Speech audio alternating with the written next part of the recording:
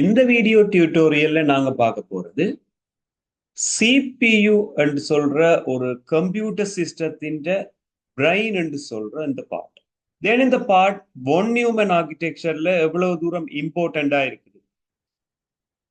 சிபியூவை produce பண்ண போற companies என்னென்ன இருக்கு, தென் சிபியூ ஒன்றுண்ட பார்ட்ஸ் என்னென்ன நாங்க பார்க்க வேண்டி இருக்குது. இவ்வளவு விஷயங்களும் நாங்க இந்த வீடியோ டியூட்டோரியல்ல கோ த்ரூ பண்ணிட்டு வர போறோம். இனிஷியலா இப்ப நாங்க பார்க்க போறது சிபியு, அதாவது சென்ட்ரல் ப்ராசஸிங் யூனிட். இந்த சிபியு அப்படின்றதுன்ற ஆக்டிவிட்டிஸ் ஒரு கம்ப்யூட்டர் சிஸ்டத்துல எப்படி இருக்கும். ஜெனரலா நாங்க சிபியுன்றதுக்கு நிறைய நேம்ஸ் ஆல்டர்னேட்டிவா சொல்லிக்கொள்வோம். மைக்ரோ ப்ராசஸர், ப்ரொசஸர், தென் சிபியு எல்லாமே சேம் வேர்டிங்ஸ் தான். நாங்க ஒரு ஹார்ட்வேர் பார்ட்டை ஐடென்டிஃபை பண்றதுக்காக யூஸ் பண்ணிக்கொள்ற ஒரு நேம். ஸோ இந்த இடத்துல சிபியுன்றதை ப்ரொடியூஸ் பண்றதுக்கு நிறைய கம்பெனிஸ் அவைலபிளா இருக்கும். இனிஷியலி நாங்க பார்க்க போறது உண்மையில சிபியு எப்படி இருக்கும், ஒரு ஹார்ட்வேர் கம்போனண்டா நாங்க இங்க வியூ பண்ணிக்கிறோம்.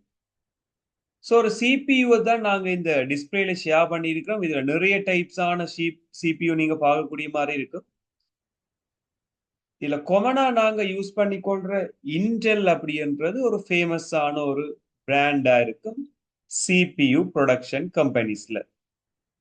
தென் அதுக்காக இன்டெல் மட்டும்தான் இருக்கண்டில்ல, இதை விட ஏஎம்டி, இதை விட நாங்க மோட்ரோலா, சைரிக்ஸ், நிறைய கம்பெனிஸ் அவைலபிளா இருக்கும் சிபியு ப்ரொடியூஸ் பண்றதுக்காக. ஒரு சிபியுவை நாங்க brain of the computer system என்று சொல்லிக்கொள்வோம். பிகாஸ் எல்லா ஆக்டிவிட்டிஸையுமே ஜெனரலா ஹேண்டில் பண்ண போற ஒரு part CPU, central processing unit. இன்றைக்கு யூஸ் பண்ணிக்கொள்ற கம்ப்யூட்டர்ஸ்ல நிறைய ஜிபியு என்ற ஒரு பார்ட்டை இன்ட்ரடியூஸ் பண்ணியிருக்கு. ஜிபியுன்றது கிராஃபிக்ஸ் ப்ராசஸிங் யூனிட் சொல்லுவோம். உண்மையில கிராஃபிக்ஸ் பார்ட் எல்லாத்தையும் அந்த ஜிபியு மேனேஜ் பண்ணிக்கொள்ளும். பட் எனிஹவ் ஏர்லிய கம்ப்யூட்டர்ஸ்ல சிபியுன்றது எல்லா விஷயத்தையுமே மேனேஜ் பண்ணி கொண்டது. இப்ப கிராஃபிக்ஸுக்கான ஒரு இண்டிவிஜுவல் பார்ட் இருக்கிறபடியால சிபியு அதின் பெர்ஃபார்மன்ஸை மட்டும் கன்சிடர் பண்ணி அதின் எஃபிஷியன்சியை இன்க்ரீஸ் பண்ணிக்கொள்ளும்.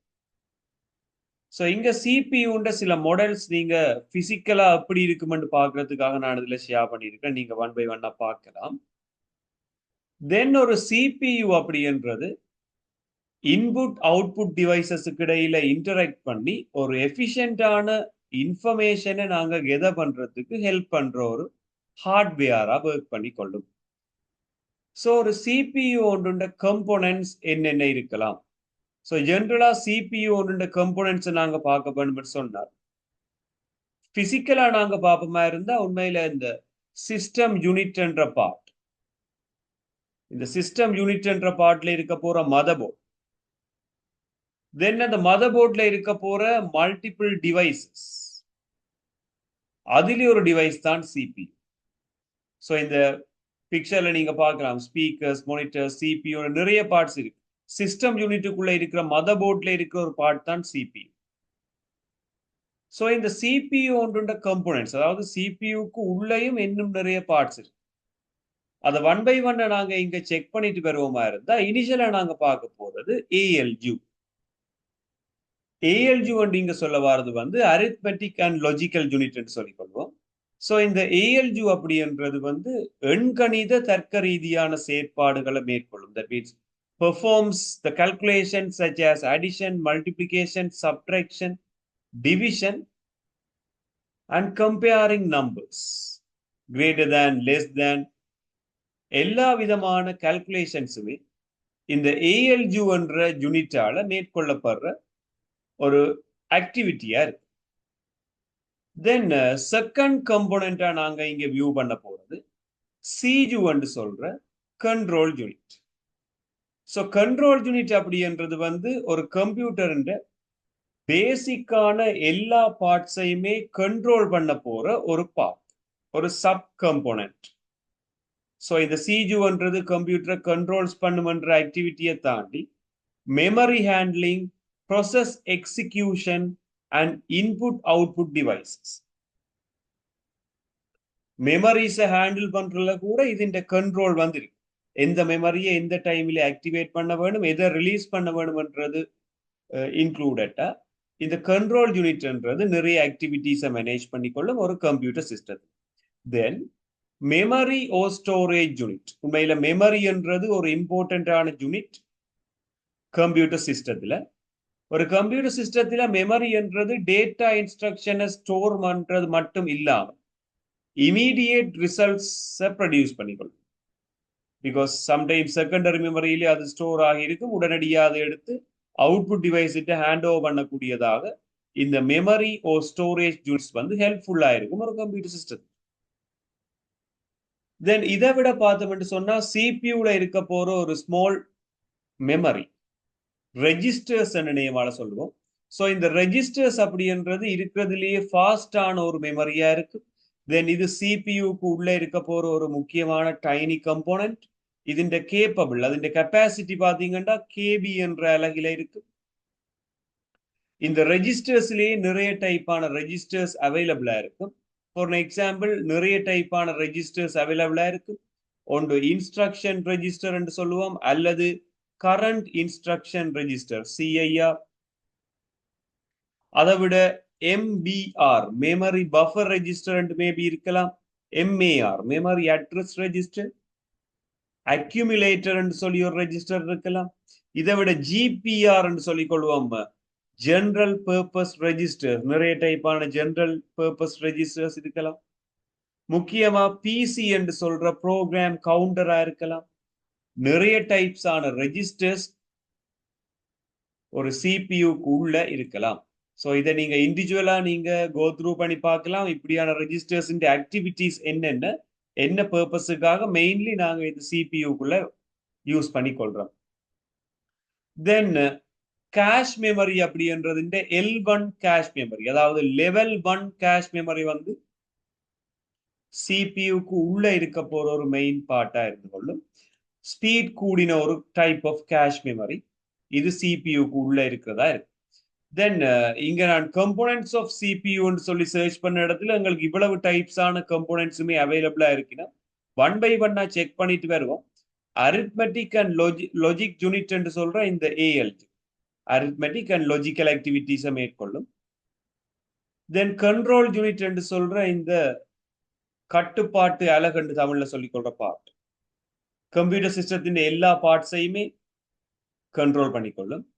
தென் ரெஜிஸ்டர்ஸ் அப்படின்றது நிறைய டைப்பான ரெஜிஸ்டர்ஸ் இருக்குன்னு இப்ப ப்ரீவியஸா நாங்க சொல்லியிருந்தோம். அதுல பஸ்ஸஸ் என்றது வந்து kind of travelling mediums. That means நாங்க கம்ப்யூட்டர் சிஸ்டத்துல நிறைய டேட்டாவை ஒரு இடத்துல இருந்து இன்னொரு இடத்துக்கு டிராவல் பண்ணி வைக்க வேண்டியிருக்கு. ஸோ அந்த நேரத்தில் நாங்க யூஸ் பண்ணிக்கொள்ற wires or the signal travelling mediums தான் பஸ்ஸஸ். இந்த பஸ்ஸஸ்ல ஜென்ரலா நாங்க 3 டைப்பான பஸ்ஸஸா டிவைட் பண்ணிக்கொள்ளலாம். இனிஷியல் அட்ரஸ் பஸ் என்று சொல்ற முதலாவது டைப். அடுத்தது வந்து மெமரி, கண்ட்ரோல். இப்படி நிறைய டைப்பான பஸ்ஸஸ் அவைலபிளா இருந்தாலும் நாங்க 3 டைப் மட்டும்தான் நாங்க கண்ட்ரோல் பண்ண போறோம். அட்ரஸ் பஸ்ன்றது டேட்டா, அதாவது டேட்டா அண்ட் அட்ரஸை கொண்டு. தென் டேட்டா பஸ்ன்றது அந்த பர்டிகுலர் டேட்டா வந்து டிராவல் பண்ணி. லாஸ்டா கண்ட்ரோல் பஸ். இந்த 3 டைப்பான பஸ்ஸஸ் தான் எங்களுக்கு தேவையான buses. Address bus, data bus, control bus. Address bus அப்படின்றது அந்த டேட்டா ஸ்டோர் பண்ணி இருக்கிற மெமரி அட்ரஸை கேரி அவுட் பண்ணிக்கொள்ளும்.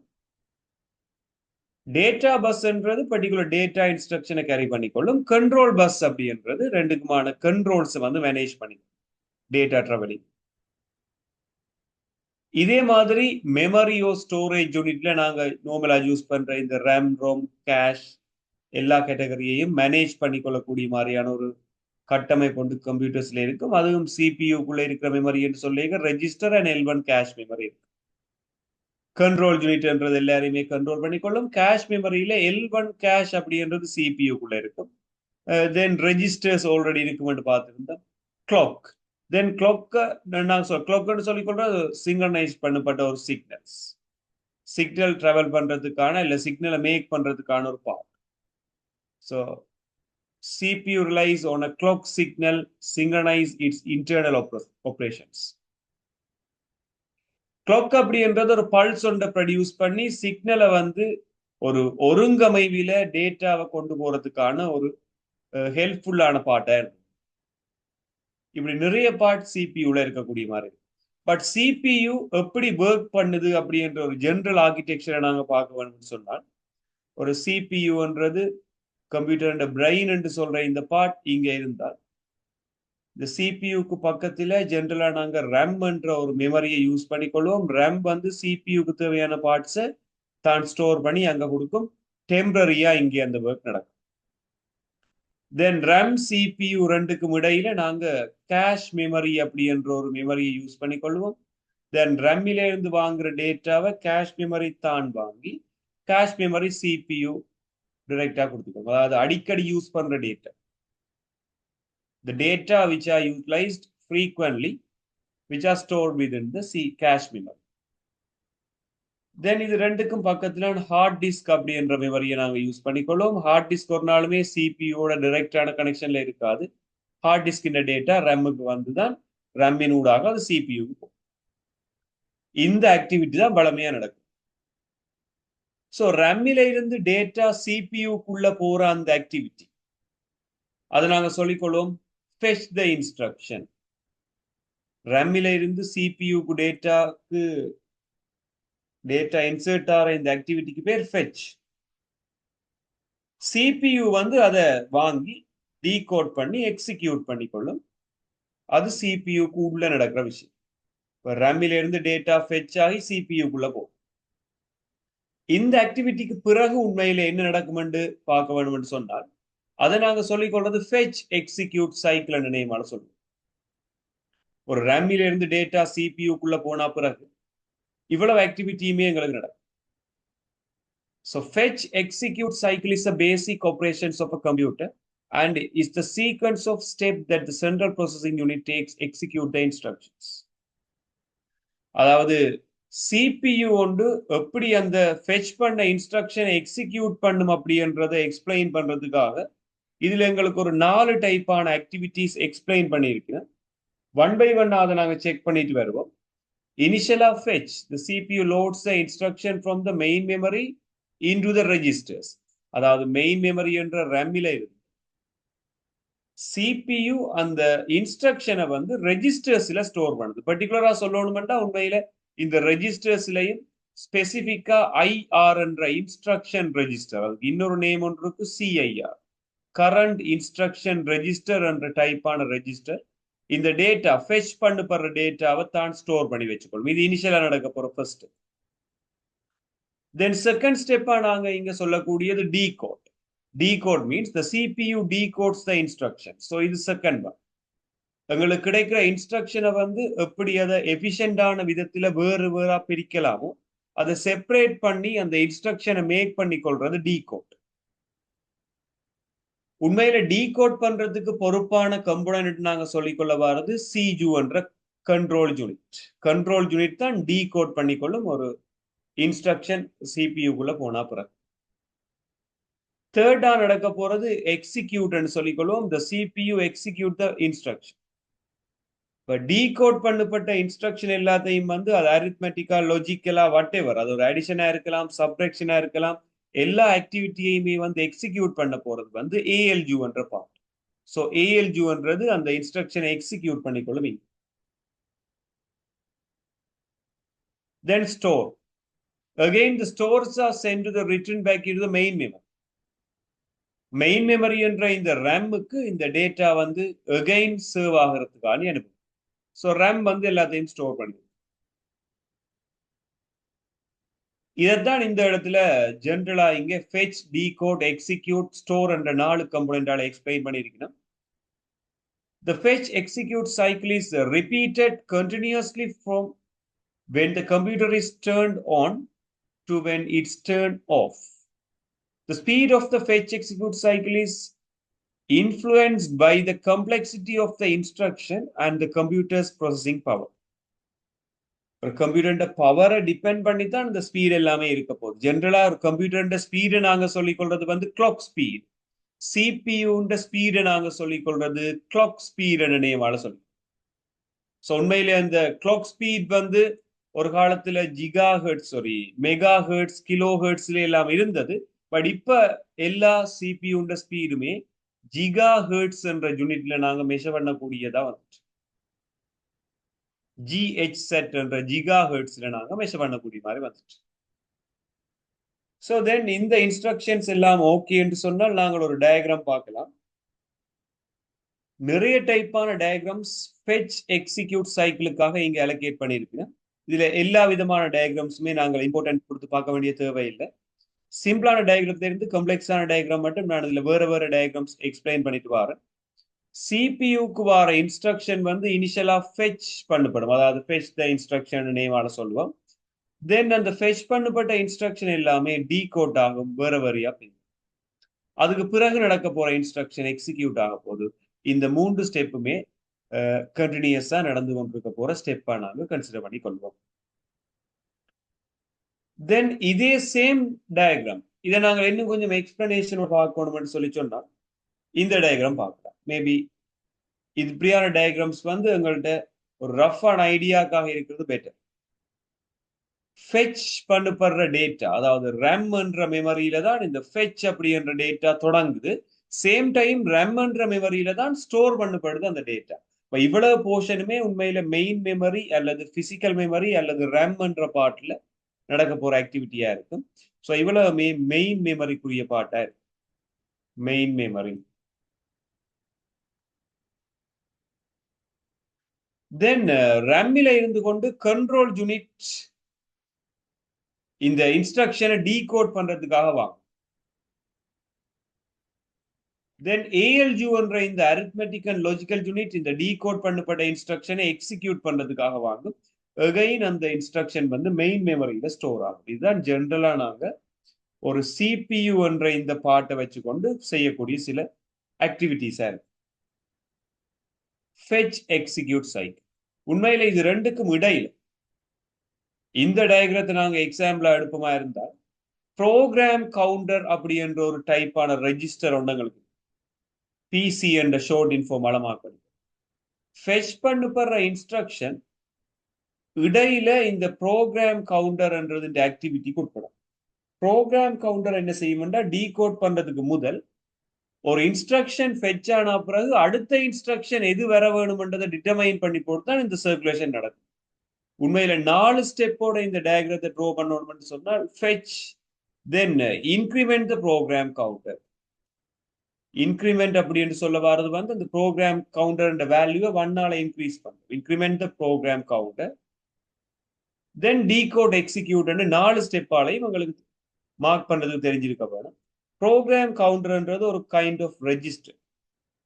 ஸோ இந்த ரெஜிஸ்டர் என்ன செய்யணும்னு சொன்னால் ஒரு கண்டினியூட்டிவிட்டி, அதாவது வந்து நாங்கள் கண்டினியூஸா இந்த ஆக்டிவிட்டியை செய்ய வேணும்ன்றதுக்காக அடுத்த இன்ஸ்ட்ரக்ஷனை தான் எது எடுக்க வேணும்ன்றதை ரிமைண்ட் பண்ணிக்கொண்டே இருக்கு.